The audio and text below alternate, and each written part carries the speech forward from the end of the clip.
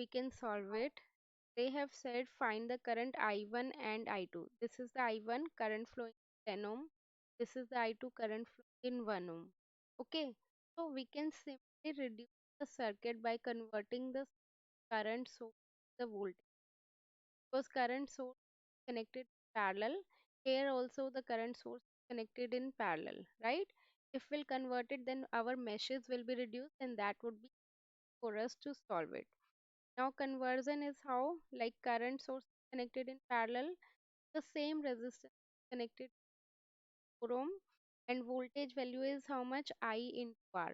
I is 25 ampere and R is 4 ohm, right? Again the resistance 10 ohm will be remain as it is. Now again we are converting 20 ampere and the ohm resistance, the voltage source.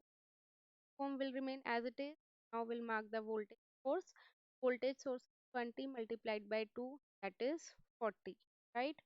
Then 1 ohm as it is, 10 ohm as it is, and then voltage source of 20. Simple. This is I1 and this one is the I2. This is 1 ohm, 10 ohm, and this is 20 ohm. So earlier, how many meshes are there? 1, 2, 5 meshes are there. We converted 5 meshes to, that would be for us to solve, right? Mark this one I1, this one is I2, and this one is I3. Simple, we are having three variable and three, get it. First mesh equation is minus I1 minus of I1 minus I2 40 plus 100 minus 4 I1 is equal to 0, right? Second mesh equation is minus 1 I2 10 of I2 I3 plus 40 minus 2 of I2 1 is,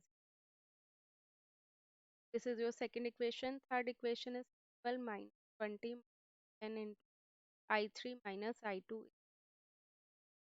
Now you can solve all the three equations, value for I1 and I2. Clear?